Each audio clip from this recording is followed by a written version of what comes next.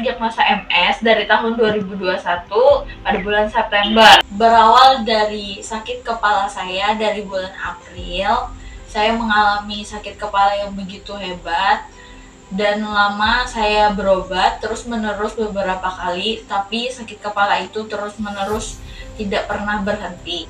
Terus tidak lama kemudian, waktu saya makan, mulut saya bergerak sendiri. Ternyata saya masuk rumah sakit karena badan saya sebelah kanan itu mati, terus saya nggak bisa ngomong dan otak saya linglung. Saya merasakan gejala yang pertama Agustus 2020. Ketika itu saya berumur 51 tahun. Gejala awal yang saya rasakan, kaki kiri saya terasa berat, terasa nyeret, seperti tidak bisa dikontrol. Kalau berjalan, saya terasa pincang. Gejalaku keluar pada 2015.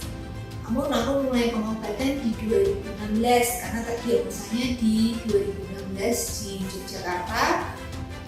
Kesemutan tangan dan kaki, kemudian mata kananku kadang kabur, kadang enggak, kadang normal, kadang baik. Jadi kemudian aku juga merasa bahwa kayaknya aku nggak bisa lari deh. Ternyata itu gejala MS juga, itu adalah kelemahan di kedua.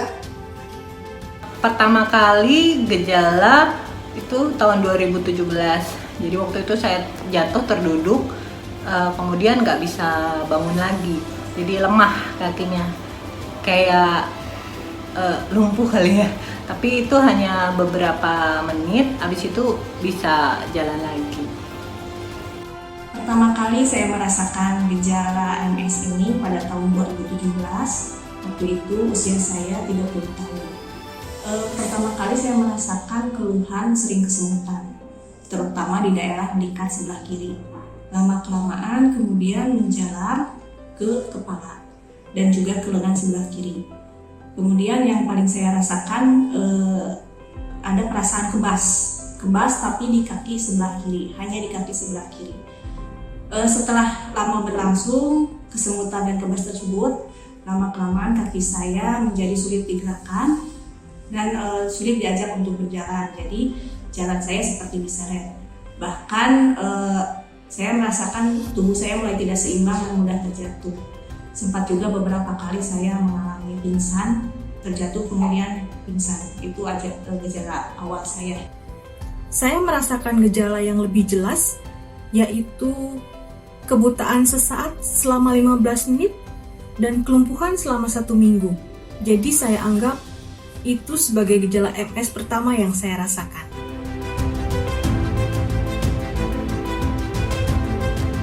Sembilan bulan.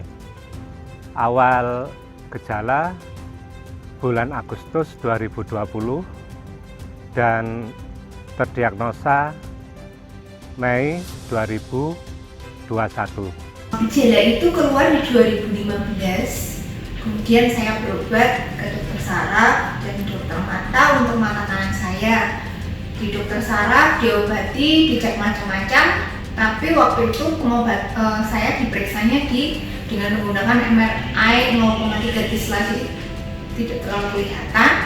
Kemudian saya dirujuk di 2016 baru terdiagnosa saya multiple sclerosis. Sebenarnya perjalanan panjang dari 2017 karena baru tegaknya diagnosa MS itu Mei 2021. Membutuhkan waktu 4 tahun dari mulai awal muncul gejala. Untuk sampai pada diagnosis MS, saya memerlukan waktu sekitar 4 tahun.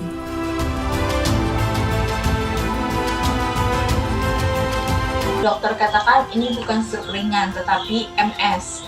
Dan saya kaget karena saya merasa saya tidak pernah mendengar penyakit itu apa. Dan itu membuat saya merasa bahwa diri saya tidak berharga dan saya merasa bahwa lebih baik saya mati saja. Ketika dokter menyatakan saya terdiagnosa MS, saya senang karena berarti saya akan mendapatkan penanganan dan pengobatan yang tepat. Kondisi saya saat ini jauh lebih baik dibandingkan dengan kondisi saya 1 tahun yang lalu. Waktu itu bingung MS itu apa, multiple sclerosis itu apa, autoimun ini bagaimana cara menghadapinya. Saya sama sekali nggak punya gambaran. Kemudian dengan berjalannya waktu, semua gejala mulai keluar perlahan-lahan, semua berubah. Pekerjaan saya pun juga harus mulai dikurangi, tidak boleh stres, makan juga harus diatur, istirahat juga harus diatur. Jadi dengan pengaturan gaya hidup, puji Tuhan sih bisa terlaksana dengan baik. Setengahnya ada kelegaan karena berjuang dari tahun 2017 menemukan sebenarnya sakit apa sih ini gitu. Tapi di sisi lain juga ada sedikit kekecewaan, ada rasa sedih karena mengetahui kalau MS itu salah satu chronic illness yang belum ada obatnya. Jadi sempat ngedown juga gitu. Saya merasa sedih, saya merasa marah, saya belum bisa menerima kondisi pada saat itu. Tapi lama-kelamaan saya mulai bisa menerima keadaan saya. Pada 2021 ketika saya didiagnosa MS oleh dokter, saya sudah bisa lebih menerima kondisi saya dan sudah lebih siap mental dalam menerima kondisi saya dan pengobatan yang akan saya jalani ke depannya. Yang pasti awalnya kaget dan sedih ya. Perasaan bingung juga ada. Karena saat itu kan info tentang MS tidak sebanyak sekarang.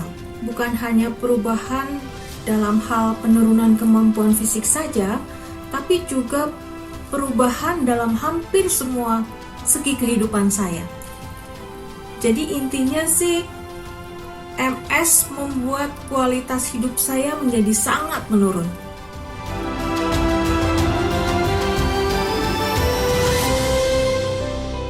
Tantangan saya adalah menjaga agar suami mempunyai kesabaran dan tekad yang kuat untuk pulih.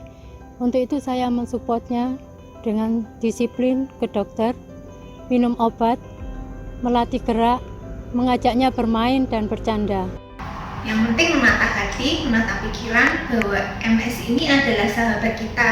Kita akan bersama MS ini sampai nanti ke depannya. Kemudian juga butuhnya adalah lingkungan sekitar, keluarga yang mendukung, teman-teman yang memahami, dan pekerjaan yang bisa kita lakukan dengan keterbatasan kita. Tantangan sebagai penyandang MS sebenarnya yang paling dirasa di awal adalah menerima ya, berdamai dengan kondisi ini. Itu tantangan yang berat buat saya karena saya basicnya awalnya adalah seseorang yang mandiri, melakukan apa-apa sendiri. Sekarang harus banyak bergantung pada orang lain, pada caregiver saya. Seperti membantu mama masak, misalnya goreng tahu tempe dan lain-lain. Habis itu bantu memasak sayur, gitu ya. bantu Sudah nyuci bisa, piring, ya. masak nasi. Misalnya kalau mau minta sesuatu yang dibantu, saya bantu. Seperti itu. Ya betul. Di usianya yang sangat belia, baru 10 tahun, anak saya semenjak saya sakit jadi banyak bisa melakukan berbagai macam hal, seperti contohnya memasak. Dia sudah sangat pandai memasak yang simple-simple. Ketika saya nggak bisa beraktivitas, dia yang menggantikan saya. Ini support yang luar biasa buat saya. Sama dari suami juga, karena mereka berdua lah yang menemani saya konsul ke dokter, mereka yang merawat saya ketika saya relapse, mereka yang terus meyakinkan dan mensupport saya kalau bisa kok kita jalan ini sama-sama gitu. Support dari keluarga dan orang sekitar itu penting bagi kesehatan mental kami sebagai penyandang MS. Kemudian tantangan juga bagi kami dalam beraktivitas sehari-hari dalam kondisi yang serba terbatas.